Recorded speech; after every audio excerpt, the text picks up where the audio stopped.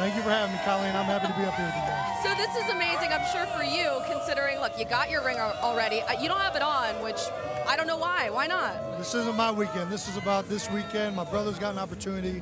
I'm really looking forward to not just him getting his first ring, but Andy Reid, who's been looking for this thing for a long time, a guy that drafted me when I was young, and my brother's been fortunate enough to play with him now for 7 years.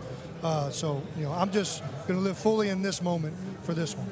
How is this experience obviously different now that you did win, and now you're here and you're watching your brother? Yeah, a lot less stress, I guess. A Right, lot less your game planning. flip-flops. Yeah, I'm on vacation. I'm just enjoying myself. But, don't get me wrong, I'd rather be out there playing just like these guys are. But I'm just going to try and fully enjoy the week. Like I said, these guys have been looking for a long time, and I can't wait to watch this thing.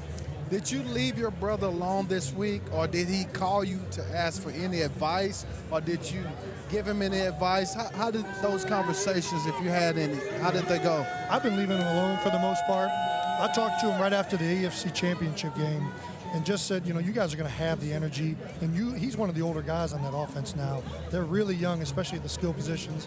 And I think what you see a lot of time from young guys, and you saw this from the Chiefs against the Texans, is you see them press, and they're so excited to be there that they want to make plays, and they try over the top to make those plays, and then mistakes happen. And you saw them get off to a slow start against the Texans, spot them 24 points. Now, luckily, they're so explosive, they scored 50 in the next 2 quarters. But for these guys, against a great team like San Francisco, just be where your feet are. Do your job. Do everything that got you to this moment.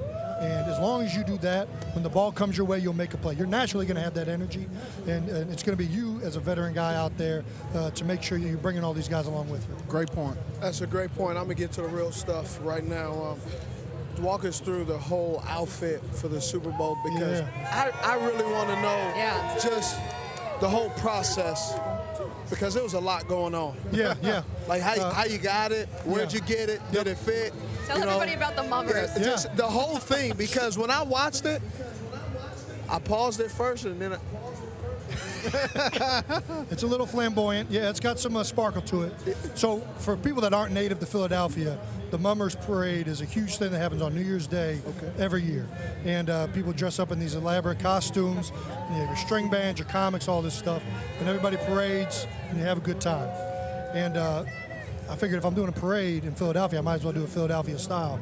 So I started trying to think about where would I get a Mummers outfit. And my wife reminded me that my barber, her husband, been a mummer for the last 30 years. Mummer? Mummer, which is what this outfit is. Okay. That's the parade. They're all mummers. And so I call him up and say, hey, is there any chance you guys would have like an outfit throughout the years that's green and something that would fit me? And he's like, you know what? I think we might have something, because they got a sax player that's 6'4", 320. So they got me one. Wow. It fit like snug and I mean, couldn't have drew it up any better. It was like it was tailored for me. Yeah. And from there, I took the outfit to the game, and the moment we started going out on the buses, we realized that the buses weren't going that fast. So we all got off the buses, and we were running along, shaking hands with the fans, drinking beers with the fans. I mean, it was one of the top days of my life. I had so much fun. I don't know how I kept it together enough to even have a speech at the end of it, but it was a lot of fun. I'm not gonna lie, I also had a lot of fun that day at the parade as well. But I'm sure you and your brother haven't talked about this yet. But if the Chiefs go on to win, and your brother has a chance to give a speech or do something at the parade, do you have any ideas for him that you're going to pitch, perhaps? Oh, I'm not pitching nothing. I think he'll have plenty of ideas on it. Anybody who's seen my brother in the end zone or anywhere, they know he's going to have something drawn up. So. And then what he said after the game, you got to fight for your right to party! Hey, so Jason. Yeah. Obviously, you guys are brothers. For people that may be watching can't put that connection. Yeah. How different are you guys, and how similar are you?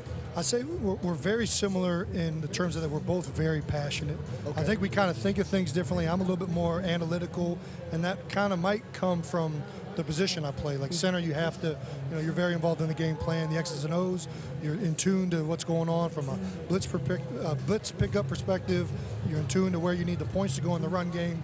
My brother gets to go out there and be a creative playmaker.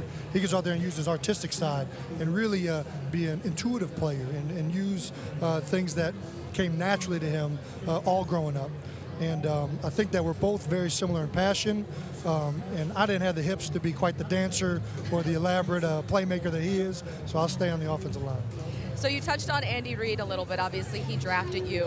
What was he like as a coach, and how is it different now, obviously, as his brother's coach, and you're just kind of, you're here, you're supporting your brother, but you're obviously, you get to see Andy as well. Yeah, I mean, I want my brother to win one really bad, and, I mean, right there with him is Andy Reid. I mean, a guy that drafted me into the league. I got so much respect for the man he is, who he is as a coach, as a leader.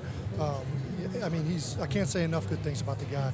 And for him to go this long, to be one of the best coaches in the NFL and still be missing this one piece of hardware that really is the epitome of this profession, I can't wait for him to get another opportunity at it this Sunday. Jason Kelce hanging out with us here at the Super Bowl. I'm excited for you guys. I'm excited for your entire family and this game, as I'm sure you are. Have so much fun at the game. Enjoy the rest of this weekend, and thanks for coming by. Oh, thank you so much for having me. Honored to be up here. Thank you. Jason Kelce.